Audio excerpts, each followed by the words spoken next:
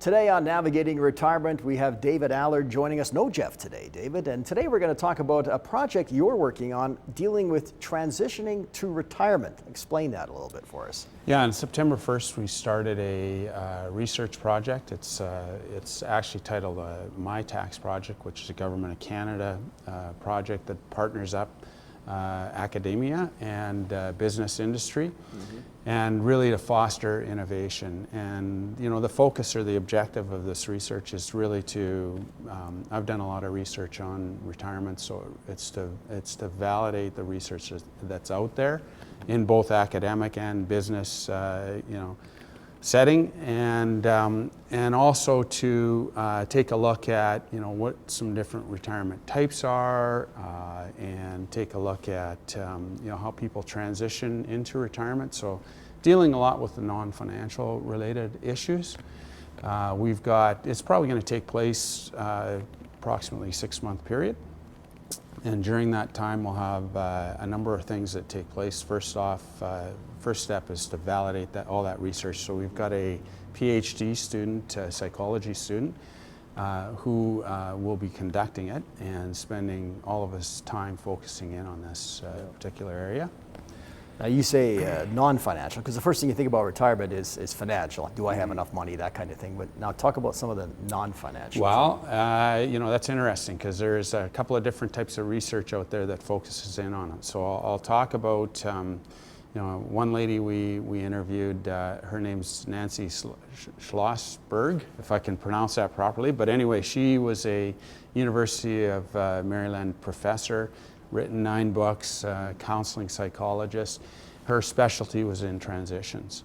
And she came up with 6 different retirement types. Okay. And so I think, when we talk about non-financial issues, I think a lot of that might depend on what retirement type you are. So some of those are, I've got them listed out here. So continuers, easy gliders, adventurers, searchers, involved spectators, retreaters. So continuers would be, and I actually, gained a little bit of insight into myself. I think I'm one of those people that's a continuer. I'm a creature of habit, and I've got to continue on doing what I'm doing. Is that hard when you all of a sudden quit your job and then I think that's one of the toughest things. A lot of people, they become searchers because they really haven't figured it out after they quit their job. You've got to define your purpose and do all those sorts of things. So I think, as important as the money is, and that's where I come from in terms of determining, you're going to have enough money to last you your lifetime, and most people sort of focus in on that one area.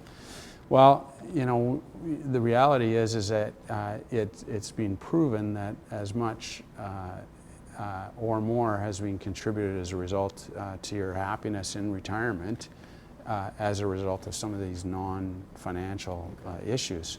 And some people say, well, what do you do in retirement? All of a sudden you've got an extra 40 hours a week. You're not hanging out with coworkers and that social interaction. It's a big change, isn't it, for a lot of people? Oh, yeah. Well, especially, and I think especially in the early phases when you're trying to figure it out. So that sort of steps into another component of it. There's 5 constructs that it assesses, and it assesses those constructs in terms of moving from a worker role to a retired role. So, a good example is your identity. That's going to change, and your purpose, right? Your social connections are going to change. Your power, those sorts of things. So there's lots of issues that, make you reevaluate yourself and take a look at, okay, for the latter half of my life, how am I going to spend it? Yeah. And how do you plan to sort of do this study? You just interview a lot of retirees or people transitioning, or how does it? So there's going to be a number of different stages that take place. So in the first month or so, it's really reviewing what's out there from an academic and a business standpoint, and there's a ton of research that's been done on this, and written articles based on surveys and research. So we want to review that to make sure that we are accurate in our view of what contributes to successful retirement, and all sorts of things. The next phase is to take, I've developed a questionnaire that sort of feeds into my retirement planning software, the Retirability Score, and we want to take and develop, based on the insights we get from that questionnaire. There's roughly 75 questions in there. We've interviewed, or we've had almost probably 1,000 people complete this now to date. It's been going for 3 years. It's licensed out to advisors across Canada. So we hope to be able to draw some insight from that. And then we're going to develop another questionnaire to gain further insights. So we hope to interview or survey further 200 to 400 people to make it statistically significant. In the Okanagan? It'll be across Canada, actually, Okay. because in the Okanagan primarily because I know more people there, but you know, there'll be people that we license this out of London, so there'll be people in the East that complete it too. Let's talk about some of the key factors to a successful retirement, because that's one of the things I guess you'll be looking at, or? Yeah, that's right. And I think, you know, first I better say that it's individualized. So the factors that create a successful retirement for you will be different than myself, right? Yeah. And I think that's a lot determined by, you know, what sort of a retirement type you are too.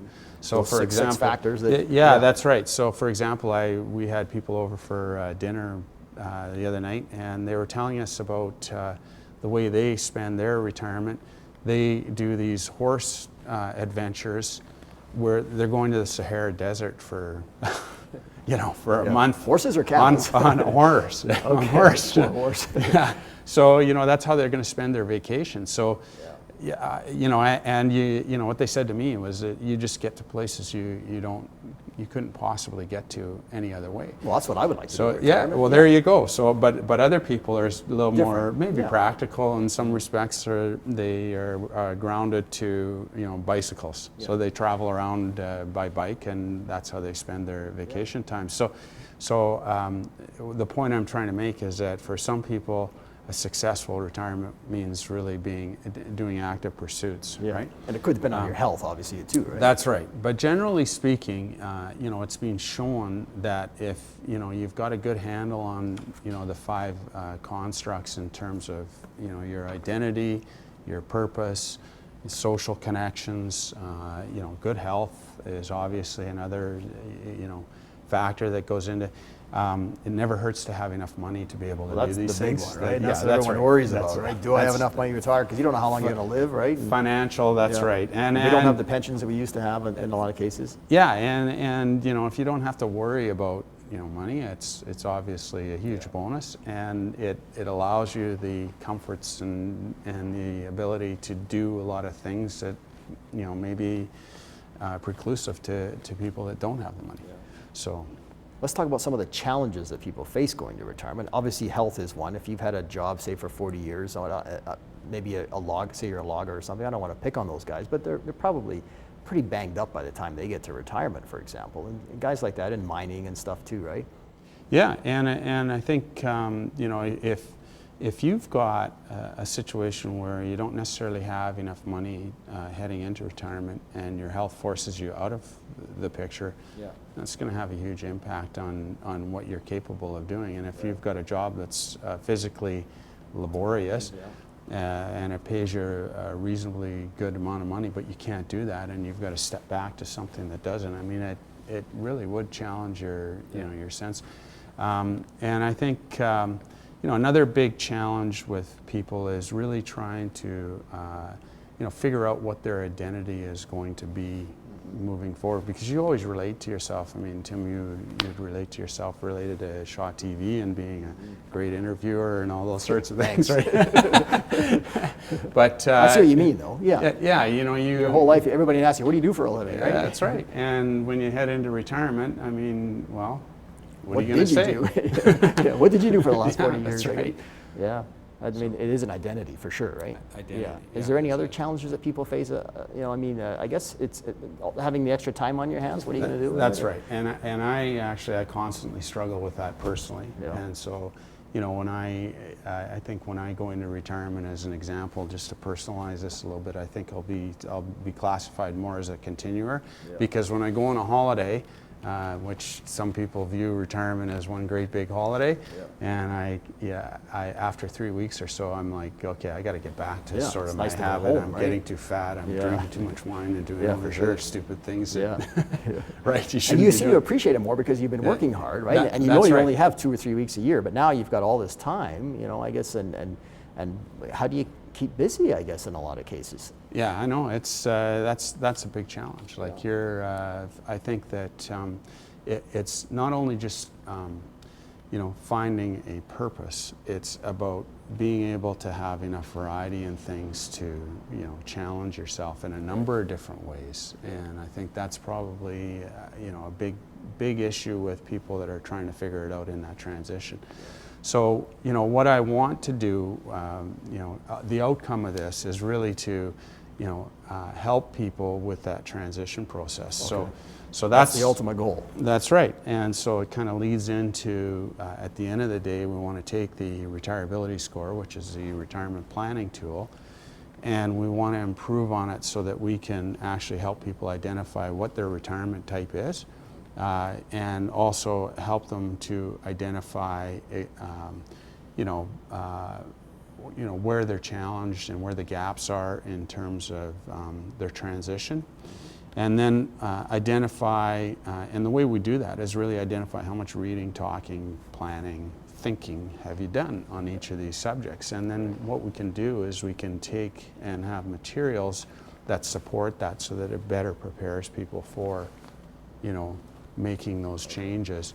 And obviously, you know, with the base being the financial, because that's maybe where my expertise is, but beyond that, I think that we can really help people to have a better experience in retirement as a result of, you know, knowing what the issues are. Now, this retirability score, you've talked about it quite a bit today. It's something you've developed. Yeah. And we might as well finish today's interview off on that. And is there anything else you want to add on that? And what are you accomplishing with that?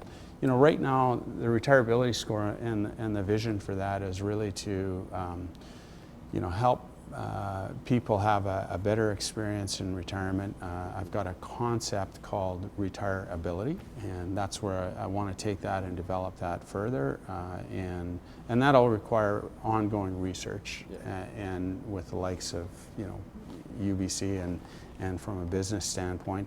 But, you know, currently it's being licensed out to advisors across Canada. They utilize it in their planning as part of their planning tool with clients. So it's an easy thing for clients to go through, individuals, where they can just go online themselves, complete it.